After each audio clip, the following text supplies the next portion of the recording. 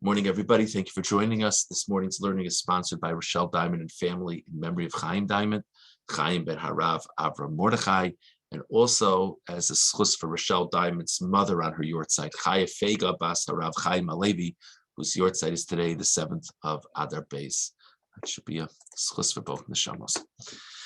Okay, chapter 2, verse 12. If you remember, we left off yesterday with these psukim that talk about that the mincha offerings should not have a leavening agent in them and should not have fruit in them. But in verse 12 it says, but you may bring these things as a first, as a beginning, but they shouldn't come on the altar. What is that? What do those words even mean? You may bring them as a first. What does that mean? So if you look at Rashi on Pasuk Yud, Korban Reishis Takriva Osam, Ma Yeshlach Lahavi Min Hasaor O Min Advash. What may you bring from that which is chametz or from fruit? Korban reishis, shtei halechem shel atzeres haboim min hasaor shenemar chametz teofena. The first korban, or the first offering that's brought from the new grains of the year is an offering that's brought on Shavuos, and that it says very clearly in the Torah that the barley from which it's made should be made into chametz. So that's the first offering of that year's grains in the Beis Hamikdash. So that's the first. Ubikurim min hatvash, and kamo bikurei teinim utmarim. Even though it says in the pasuk honey, we already have been explaining that it means sweet fruit, and the first that can be brought from sweet fruit is bikurim, is the first fruits of the year, which include figs and grapes. So these are not things that are brought as sacrifices on the altar, but these are part of whether personal, whether communal service to God, both representing firsts. Okay. Let's see the Kli Yakar over here. Perish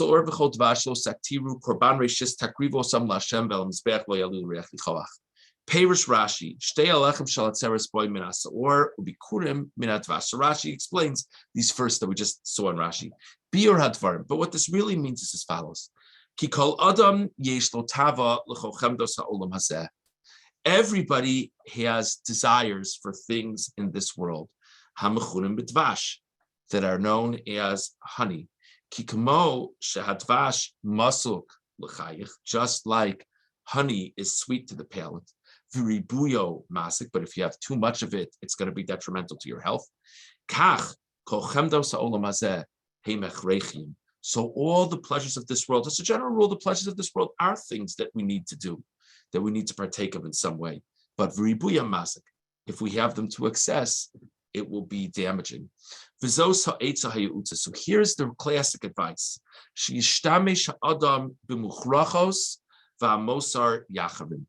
That a person should utilize these desires for what's necessary to utilize of them in this world, and whatever excesses a person should hold off of.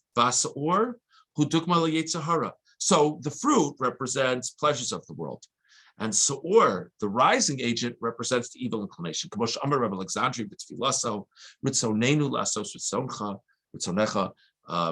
Brachos with Alexandria says it's a prayer to God. Our will is to do your will, God. Ella, shesaor shabi isama'akiv. But the rising agent within the dough holds us back. So in that language, the rising agent represents the Yetzer Hara, the evil inclination. It makes a lot of sense because, of course, when you think about it, if you cause the ingredients in bread and the like to rise, what you're really doing is you're just inflating it.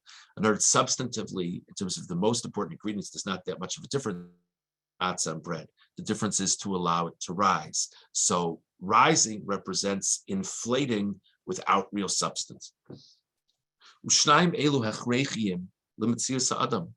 We need to have a certain amount of Yetzer Hara in our lives, and we need to have a certain amount of pursuit of desires. If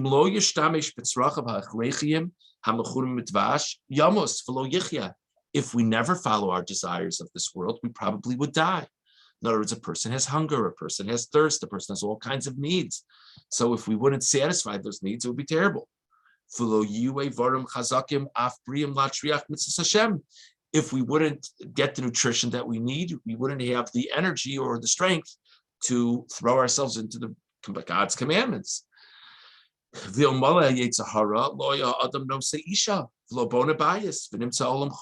was no evil inclination, people wouldn't get married, people wouldn't build homes, the world would not be developed, because the vast majority of the time, even when we're doing something good, there's at least a little bit inside of us that's not so holy.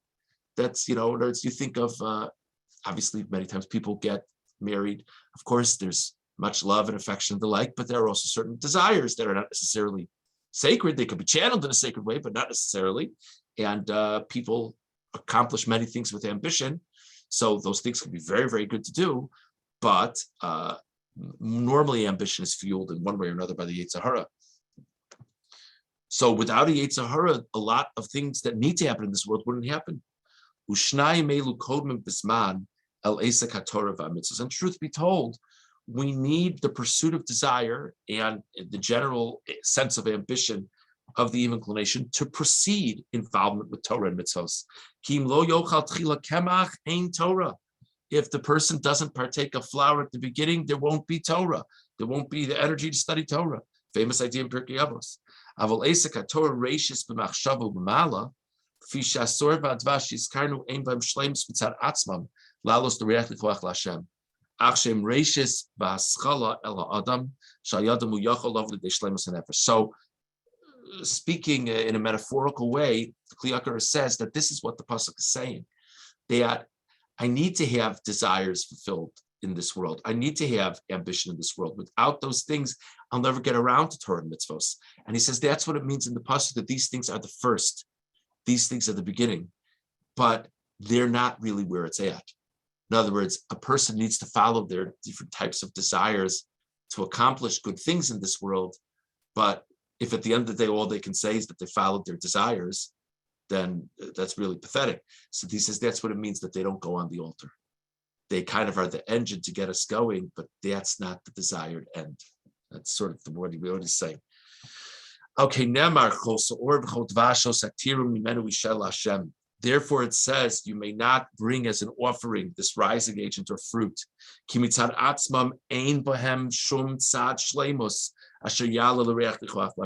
in their own respect, they don't have a sense of completion that will come to be pleasing before God.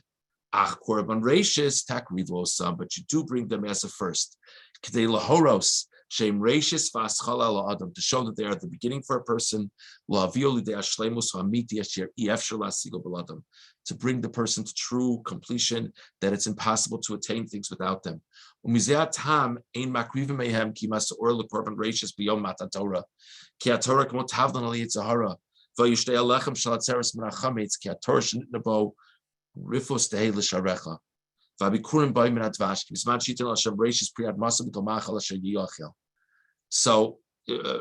I want to move on, but he says it's very appropriate that the only time that we do bring a leavened item in our offerings to God is on Shavuos, because Shavuos is the day that we celebrate the giving of the Torah, and Torah is the ultimate antidote to the evil inclination. So we need it. We need the evil inclination. We even understand that the evil inclination is part of the picture of our serving God appropriately, but we sort of only want to bring it into the picture we feel we have an appropriate antidote from other things. Okay, let's move on to the next Kli Yakar pasuk Yud Gimel. So we said that the mincha offerings need to be accompanied by salt. Says the Kli Yakar, K'dei lahamlech es HaKadosh Baruch Hu kol ha'afeichim hanirim ba'olam, so as to show that God governs over all of the polar opposites that we have in this world. The garmu l'rabim latzeis l'minos lomar me'aschala achas lo yetu shnei afeichem. Many people reflect on this idea of so many different opposites coming out of this world, being in this world, and they say, how could it be that two opposite entities could come from the same source? So it must be that there's not a God. How could it be? How could it be that there's good and bad in this world?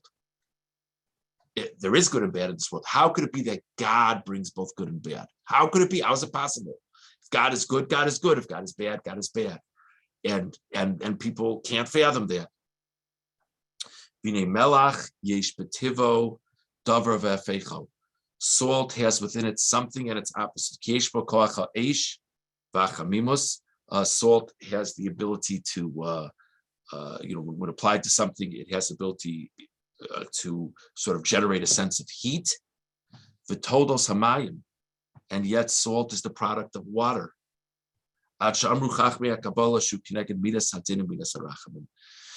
This idea of salt representing fire and water, there's a concept that the reason why salt is on the mincha offering is because salt represents God's mercy and justice. So there's the idea that salt represents these polar opposites. Okay, nikra briselokecha. Therefore, when this verse refers to having salt with the mincha offering, it talks about the covenant of your God. Ki ba'akravazu korsim bris im Hashem la'ashlito al kol ha'afechim. By bringing salt on the altar, we're making a covenant with God that we recognize that He's in control of all the opposites of this world. Chol ha'minchos, and all of the offerings, chutz mishal kohen ayu nechalu l'kohanim. V'zeu kamot staka shenim shelo l'melech. Okay, this is sort of a different point, so we'll move on from that. But what the Kli Yakar is saying is that by putting salt with the mincha offerings, we're declaring to God that we recognize that even when things seem to be so different in this world and so at odds with each other in this world, we recognize it's all from Him.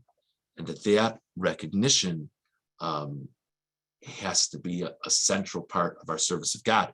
If we just add something to think about for a moment, not only is this a premise that helps us to recognize that everything in this world is from God, which is certainly something we believe in, it's also a premise that hopefully gives us a little bit of a perspective when we look at things in this world. We have a way of seeing things as either good or bad, purposeful or not purposeful. It's one or the other. And the idea that even bad in this world has its purpose doesn't mean we're supposed to pursue it, of course, but even evil in this world has its role. Is an interesting thing to think about. And for the things that are a little bit less stark, it's very powerful. As if I see myself as a person of compassion, or I see myself as a person of rigid structure, whichever one. And this is my way, because that's the kind of person I am. The model that we see from the salt is that in God's world, there are disparate ideas that need to coexist. So it's a reflection, something for each of us to reflect about in our own lives. It's not a question of am I this or am I that? Let me try to bring things together. Someone once said to me, I thought it was a fascinating observation, that they have this theory that practically everything important in Judaism is part of a couplet. Bein adam lachaveru, bein adam lamakom. How we interface with God versus how we interface with people. Judgment, justice, and mercy. Love and reverence. Olam hazer, olam haba. Our idea of heaven, whatever exactly that means, our idea of hell, what exactly that means. It keeps on going, all kinds of things. And I think all that, in a sense, is represented by the Kli Yakar's idea with salt. So we discussed this morning the role of the rising agent and the fruit within our service of God, and we discussed the representation of salt.